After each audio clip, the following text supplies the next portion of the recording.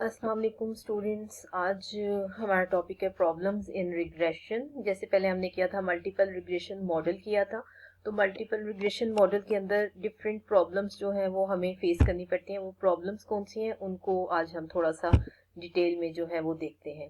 एक चीज़ जो आपने याद रखनी है कि प्रॉब्लम्स जो है वो किस टाइम पे क्रिएट होते हैं। ये वाली इक्वेशन आपने माइंड में रखनी है जो कि हमारी मल्टीपल रिग्रेशन की इक्वेशन है। इसके अंदर देखिए हमारे पास एक्सप्लेनेटरी या इंडिपेंडेंट वेरिएबल्स जिन्हें हम कहते हैं x1 है, x2 है, और जितने भी इंडिपेंडेंट वेरिएबल्स हैं वो सब जो है इंडिपेंडेंट मीन कि वो इंडिपेंडेंट 100% होने चाहिए।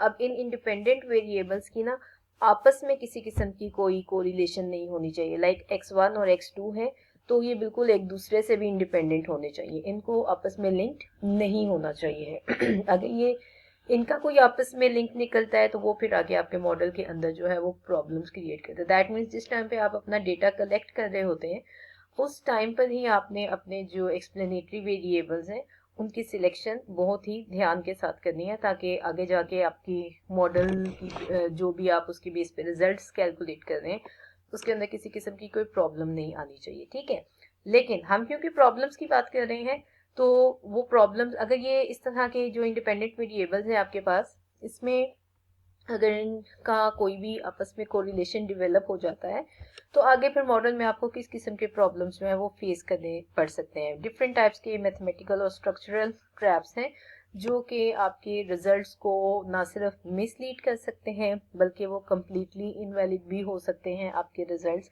अगर आपके इंडिपेंडेंट वेरिएबल की सिलेक्शन जो है वो ठीक नहीं है। अब प्रॉब्लम्स क्या आते हैं, तीन डिफरेंट टाइप की प्रॉब्लम्स हैं। इसमें मल्टी कोलिनियरिटी है, हेट्रोकिडास्टिसिटी है और ऑटो कोरिलेशन है। वन बाय वन जो है इनको हम देखते हैं कि ये प्रॉब्लम्स असल में हैं क्या है।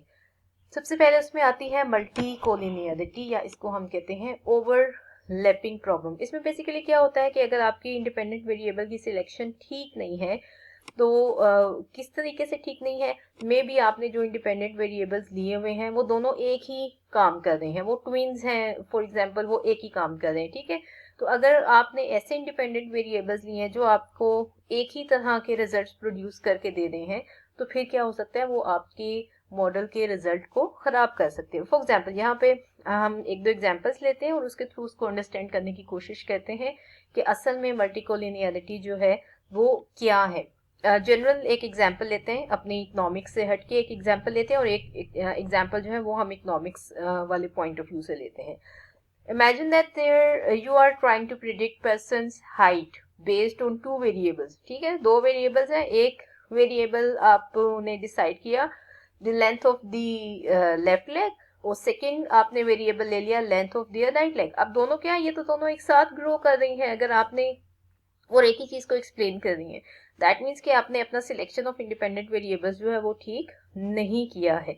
दूसरी एग्जाम्पल मैं आपको इसकी बताती हूँ, इकोनॉमिक्स के कॉन्टेक्स्ट में है।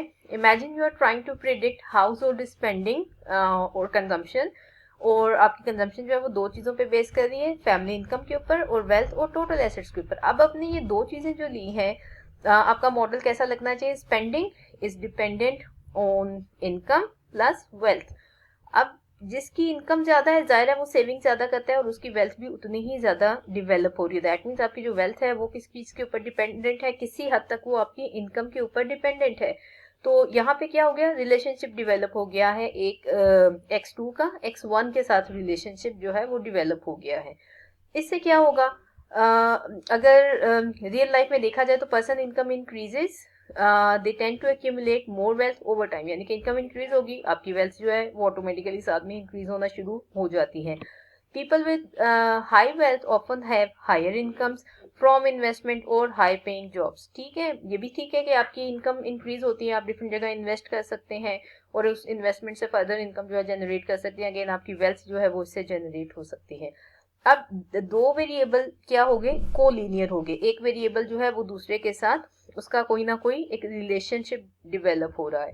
जब इस तरह के वेरिएबल आपके मॉडल के अंदर आते हैं तो आपका मॉडल जो है ना वो स्टैटिस्टिकली कंफ्यूजन एक उसके अंदर शो हो जाती है। अब आपको ये पता नहीं चलेगा कि जो आपका स्पेंडिंग एक्सपेंडिचर बढ़ रहा है वो किस वजह से बढ़ रहा है, वो इनकम बढ़ने की वजह से बढ़ रहा है या फिर वो वेल्थ के बढ़ने की वजह से बढ़ रहा है। तो यहाँ पे क्या हुआ, एक कंफ्यूजन क्रिएट हो गई है।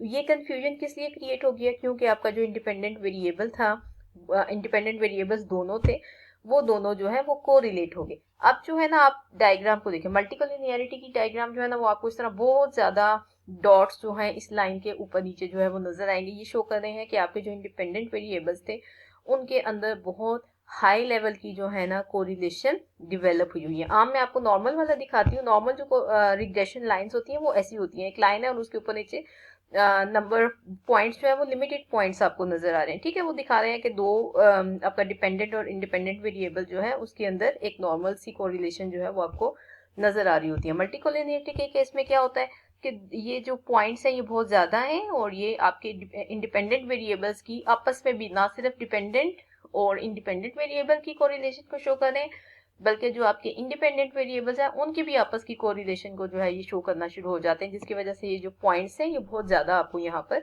नजर आते हैं, ठीक है।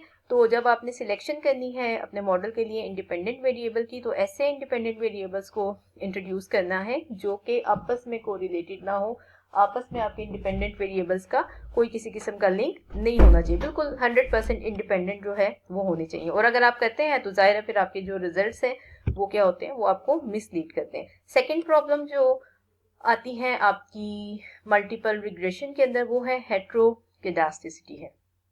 हेट्रोकिडास्टिसिटी को समझने के लिए भी आपको मैं ये डायग्राम, नॉर्मल डायग्राम जो हम सिंपल रिग्रेशन एनालिसिस के अंदर कहते हैं, ये आपको क्या नजर आ रहा है कि रिग्रेशन लाइन के जिस तरह कुछ पॉइंट्स ऊपर हैं कुछ पॉइंट्स नीचे हैं। अब इस एक ऊपर वाले पॉइंट का नीचे वाले पॉइंट तक जो डिस्टेंस है वो हमें स्टैंडर्ड एरर शो करता है, ठीक है, या वेरिएंस शो करता है। वेरिएंस क्या है, वेरिएशन जो आती है डिपेंडेंट और इंडिपेंडेंट वेरिएबल की वैल्यूज के अंदर जो वेरिएशन आती है वो हमें वेरिएंस शो करता है, ठीक है। इसको हम कहते हैं स्टैंडर्ड एरर है ये एक तरह का। जो भी आपके मॉडल के अंदर ऐसे चीजें होती हैं जिनको आपका इंडिपेंडेंट वेरिएबल एक्सप्लेन नहीं कर सकता है, वो सारी हमारी एरर्स के अंदर जाती हैं। अब जो नॉर्मल एक परफेक्ट रिग्रेशन का मॉडल होता है वहां पे क्या है कि ये एरर जितने भी एरर पॉइंट्स हैं इन सब का जो वेरिएंस है ना वो सेम नजर आता है। यहाँ पर आप देखें एक पॉइंट का दूसरे पॉइंट, ये वाली ये लाइंस जितनी भी आपको नजर आ रही है ना, ये तक सब तकरीबन एक ही साइज की है, ठीक है, एक साइज की है। तो ये शो क्या कर रही है कि सारे जितने भी पॉइंट्स का वेरिएंस है ना वो सेम है। और ये सेम उस वक्त होता है जब आपका एक परफेक्ट रिग्रेशन का मॉडल आता है, इसको हम कहते हैं होमोकिडास्टिसिटी। हमारे पास मसला क्या आ रहा है वो है हेट्रोकिडास्टिसिटी। जो मल्टीपल रिग्रेशन है, हेट्रोकिडास्टिसिटी कब होती है, when the variance of errors in a regression model is not constant। मैंने जो आपको डायग्राम दिखाई यहाँ पे वेरिएंस क्या है, ये तकरीबन कांस्टेंट है। हमारा मसला कब क्रिएट होता है, जब आपके मॉडल के अंदर वेरिएंस जो है वो कांस्टेंट नहीं होता है। वो कांस्टेंट कब नहीं होता है और उसकी रीजंस जो हैं वो क्या हो सकती हैं, उसमें भी मसला जो है वो आपके इंडिपेंडेंट वेरिएबल की सिलेक्शन के अंदर आता है कि जिस टाइम पे आप डेटा कलेक्ट कर रहे हैं आपने इंडिपेंडेंट वेरिएबल की सिलेक्शन जो है वो किस बेस पर की है। यहाँ पर आप एग्जांपल देखते हैं इनकम वर्सेस फूड स्पेंडिंग, कि आपकी इनकम और जो आप खर्चा करते हैं अपने खाने पीने की चीज़ों के ऊपर, उसका आपस का रिलेशनशिप जो है वो हम स्टडी करने की कोशिश कर रहे हैं। यहाँ पे फिर आपके पास दो ग्रुप्स आ जाते हैं, एक आपका लो इनकम ग्रुप है, दूसरा आपका हाई इनकम ग्रुप है।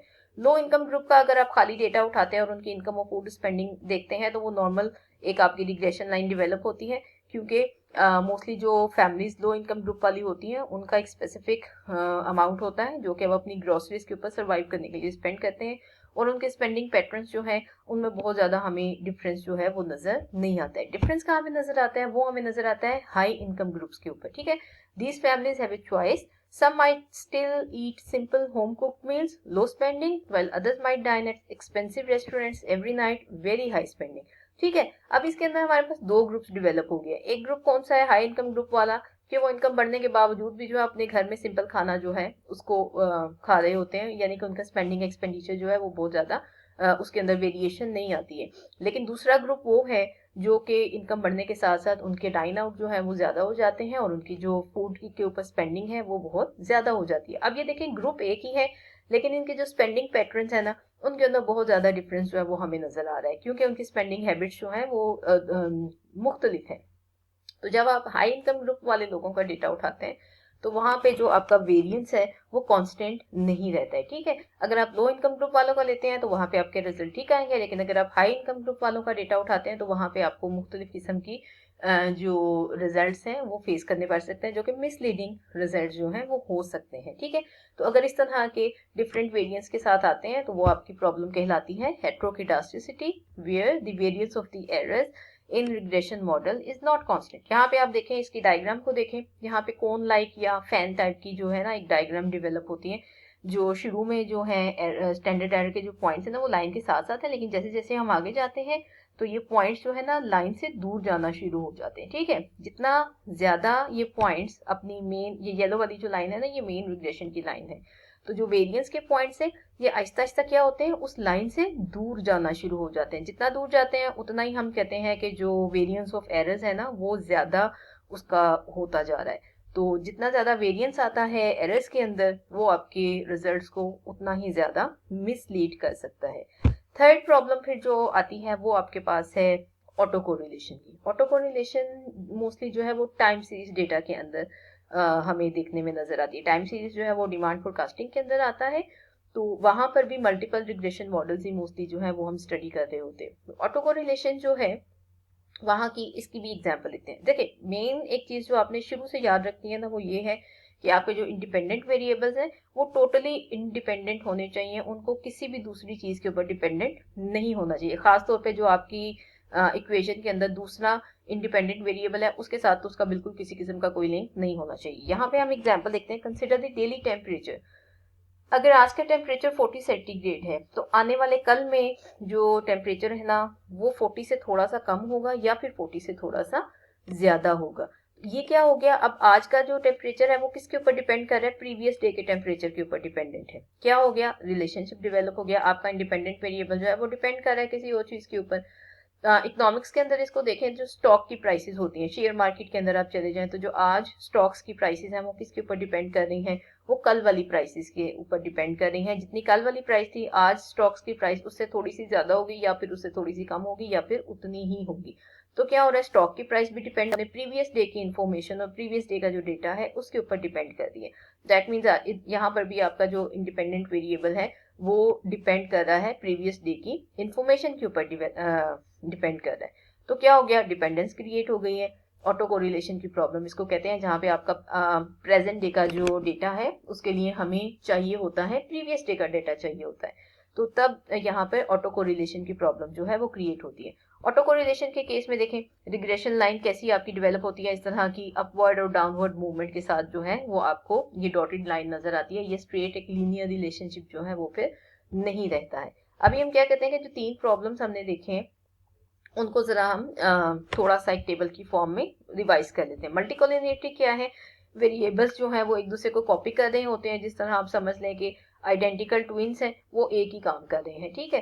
तो मल्टीकोलिनियरिटी हाई कोरिलेशन जो है वो डेवलप हो जाती है दो इंडिपेंडेंट वेरिएबल्स के दरमियान में। फिर आ जाती है हेट्रोकिडास्टिसिटी। हेट्रोकिडास्टिसिटी में एरर जो है वो या तो बहुत ज्यादा बड़ा होना शुरू हो जाता है या फिर जो है स्टैंडर्ड एरर आपका बहुत ज्यादा छोटा होना शुरू हो जाता है। तो डायग्राम जो है वो फैन और कोन शेप लाइक जो है वो आपकी डेवलप होती है। और ऑटो कोरिलेशन में जैसे अभी हमने देखा था कि आज का जो डेटा है वो डिपेंड कर रहा है प्रीवियस डे के डेटा के ऊपर। यहाँ पे जो स्नेक लाइक पैटर्न बनता है डायग्राम का वो आ जाता है। ये तीन जो है ये मेन आपकी मल्टीपल रिग्रेशन जब आप करते हैं तो वहां पर इस तरह के प्रॉब्लम्स आपको फेस करने पड़ सकते हैं। और ये प्रॉब्लम्स ज्यादातर कब फेस किए जाते हैं, जब आप अपने डेटा को कलेक्ट करते हुए अपने इंडिपेंडेंट वेरिएबल की सिलेक्शन आपकी ठीक नहीं होती है, या फिर आपने किसी ऐसे इंडिपेंडेंट वेरिएबल की सिलेक्शन की है जो कि जिसके अंदर खुद बहुत ज्यादा वेरिएशन आ रही होती है, तो उसकी वजह से ये तीनों प्रॉब्लम्स जो हैं वो क्रिएट होती हैं।